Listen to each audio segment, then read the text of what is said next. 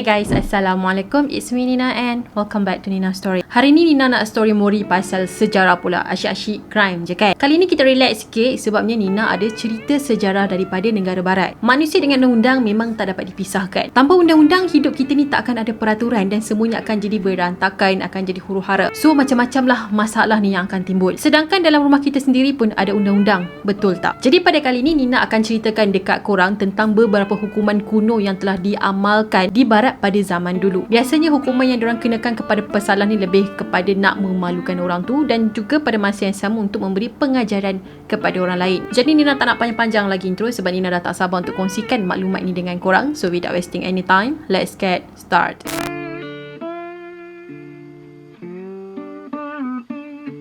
Kakin stool telah digunakan pada zaman pertengahan Eropah dulu dan khas untuk orang perempuan je tau. Hukuman ni telah dilaksanakan di England dan juga Scotland. Tapi sebenarnya dikatakan hukuman ni sebenarnya tak berapa nak berperikemanusiaan sikit. So, mana-mana perempuan yang bermulut celupa, suka bergosip, lepas tu ketawa kuat, fitnah sana sini, nasib diorang ni akan berakhir dekat kerusi tadi. Caranya, macam mana diorang ni dihukum? Salah satu cara adalah diorang ni akan ditempekkan dengan najis dekat badan diorang ni tau. Lepas tu diorang akan diikat di atas kerusi tadi dan diarak sekitar bandar. Pada masa yang sama, perempuan tadi ni akan dimarahi dan akan dimalukanlah sepanjang perjalanan tadi. So, tujuan hukuman ni dibuat tak lain tak bukan adalah untuk beri pengajaran kepada pesalah, pada masa yang sama nak memalukan dia. So, bila pesalah tadi tu terasa amat malu, semua mata memandang dekat dia, dia akan jadi insaf lah macam tu. Sebenarnya, kerusi ni sebenarnya dia ada pelbagai bentuk dan fungsi. Selain kerusi tadi digunakan untuk bawa pusing keliling bandar, kerusi tadi tu juga akan digunakan untuk celup pesalah tadi ke dalam air. Contohnya, kerusi yang macam ada batang panjang ni. Pesalah akan diikat dekat hujung kerusi itu dan diorang kemudian akan dicelupkan ke dalam sungai ataupun kolam berkali-kali. Biasanya hukuman-hukuman yang diorang dapat ni akan dilaksanakan dekat tempat orang ramai. Memang orang akan dijemput datang dekat situ untuk melihat kejadian tadi. Kadang-kadang pesalah tadi ni kan diorang ni tak bernasib baik sebabnya diorang ni akan mati selepas tu sebabnya lemas dalam air. Dan kalau pesalah tadi tu survive pula, dikatakan pesalah ni mengamalkan ilmu hitam sebab itulah dia ni liat nak mati. So kesimpulannya, kau hidup ke atau mati, kau tetap akan bersalah. Cumanya kalau kau mati, orang akan tutup mulut, okey benda dah settle. Tapi kalau kau hidup daripada hukuman tadi, kau akan dituduh mengamalkan ilmu hitam.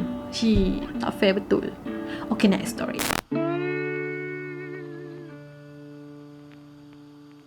Hukuman yang kedua ni pula dikenali sebagai hukuman stok dan diamalkan di England. Biasanya pesalah-pesalah yang dikenakan hukuman ni, diorang punya kesalahan kecil-kecil je. Contohnya macam hamba yang melanggar arahan ataupun orang yang selalu sangat buat masalah. Dah bagi warning pun kau tetap ulang benda yang sama. So diorang ni akan dipasung dan kaki diorang akan dikunci. Kita mesti akan terfikir, oh hukuman diorang ni tak adalah berat sangat kan, kaki diorang cuma kena ikat je. Tapi kan sebenarnya pesalah-pesalah tadi tu akan dikunci ataupun dipasunglah dekat tempat orang lalu lalang. Dan kadang-kadang benda ni mendatangkan bahaya kepada pesalah-pesalah tadi tu juga. Sebabnya orang ramai kan lalu dekat situ. Jadi bila diorang lalu, diorang geram, diorang akan baling sesuatu dekat pesalah tu. Kalau nasib baik, orang awam ni cuma baling buah ataupun sayur yang dah busuk. Dan kalau nasib tak baik pula, diorang ni akan dibaling dengan benda-benda yang keras macam batu. Sebab itulah kaki diorang je yang kena ikat tau. Sebabnya kalau tangan diorang pun kena ikat juga, diorang memang dah tak boleh nak larikan diri ataupun nak mengelak. So bila orang awam baling dekat diorang, at least diorang macam boleh tepis, macam itulah. Jadi diorang duduk kat situlah sambil menunggu nasib yang kena baling benda dengan orang awam yang lalu dekat situ. Kalau kena bagi batu pula, benda-benda yang tajam, luka. Okay, next story.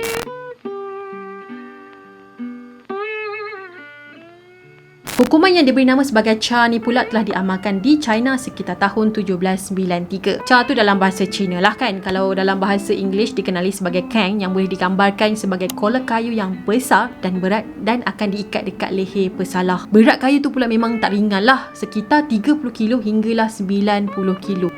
Letak dekat sini mesti lebam bahu. Pesalah tadi akan dipakaikan kolor kayu tadi, tapi sebenarnya diorang ni masih lagi bebas bergerak ke sana ke sini. Cumanya dekat leher diorang je ada kolor kayu yang besar lebar tu. Lagi satu, dekat papan tadi tu kan akan ditulis kesalahan-kesalahan diorang ni. Dan orang ramai boleh baca kesalahan diorang dan diorang tahu apa yang dia dah buat sampaikan dia kena pakai kolor kayu tu. Lebar kayu tu pula memang besar sampaikan tangan ni takkan tercapai masuk dekat dalam mulut tau. So kalau diorang ni nak makan, kena ada orang lain yang tolong suapkan diorang. Nak makan ke nak minum, semua kena bantuan orang lain. Walaupun diorang ni bebas bergerak ke sana ke sini, nak pergi mana-mana pun tak ada masalah, tapi diorang ni langsung tak boleh makan dan minum sendiri. Bukan tu je, diorang juga terpaksa tanggung malu sepanjang masa selagi diorang pakai kolor kayu tu tau. Dia rasa macam terseksa lah kan. Benda yang paling basic kau nak buat tak boleh, iaitu makan dan minum. Lepas tu kena minta orang tolong suapkan.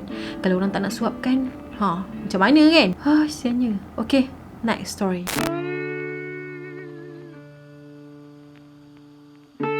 Hukuman pilori ni pula diamalkan di Perancis pada zaman pertengahan sampailah pada awal tahun 1800 dulu. Untuk hukuman ni pula, hukumannya agak ringan sebab kesalahan pun yang kecil-kecil je. Contoh kesalahannya macam menipu dalam perniagaan, so berniaga tak jujur lah. Hukuman pilori juga dikenakan agak singkat, iaitu dalam beberapa jam je. Biasanya tempat hukuman pilori ni akan dibina di pasar, simpang jalan ataupun tempat orang awam. So lagi ramai orang dekat sesuatu tempat tu, lagi better, dan pilori akan dibina dekat situ. Hukuman ni memang dilaksanakan di tempat orang awam supaya orang lain boleh tengok dan ambil pengajaran. Jadi macam mana pesalah tadi tu akan dikenakan hukuman? Kepala dan tangan diorang ni akan diikat dan diorang ni akan dipamerkan kepada orang awam. Pada masa tu orang ramai nak baling apa-apa pun dibenarkan. Nak magi hamun diorang pun tak ada masalah, dibenarkan juga. Tapi benda-benda yang nak baling kepada pesalah-pesalah tadi mestilah benda yang semula jadilah. Contohnya macam tahi ke, buah-buah, sayur ataupun benda-benda yang busuk. Dan kalau korang tahu, ada juga yang baling bangkai haiwan dekat pesalah-pesalah ni tau. Bayangkan bangkai haiwan tu dah busuk, lepas tu ada ulat-ulat dia baling tertempik kat badan. Kembang tekak Okay, kita akan teruskan kepada last story.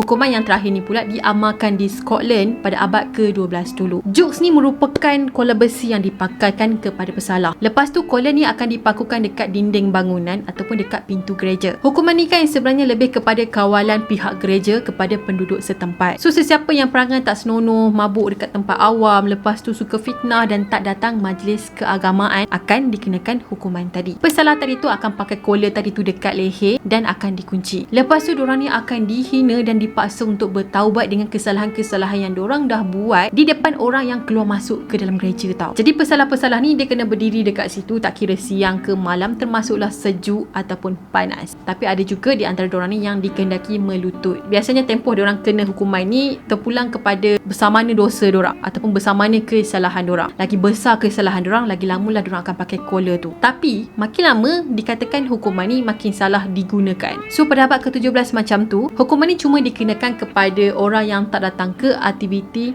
keagamaan di gereja je. Yang last ni rasanya macam taklah teruk sangat kan, just pakai kola, cuma penatnya kena berdiri, lepas tu malu je lah. Okay guys, apa pendapat korang tentang hukuman-hukuman yang dilaksanakan pada zaman pertengahan Eropah dulu? Memang kebanyakan kesalahan ni nampaklah macam nak memalukan dia kan, macam nak aibkan dia. Tapi kalau tak buat macam tu, orang kata apa, tak menyesal pula kan. Tapi nasib baiklah benda-benda tu tak diamalkan sampai sekarang. Jadi itu sajalah perkongsian Nina untuk hari ni. Kepada korang yang belum lagi subscribe channel Nina, korang boleh subscribe di bawah sebagai tanda korang support channel ni. Dan jangan lupa juga untuk follow Nina di Instagram. Kita akan jumpa lagi next video. Bye bye. Assalamualaikum.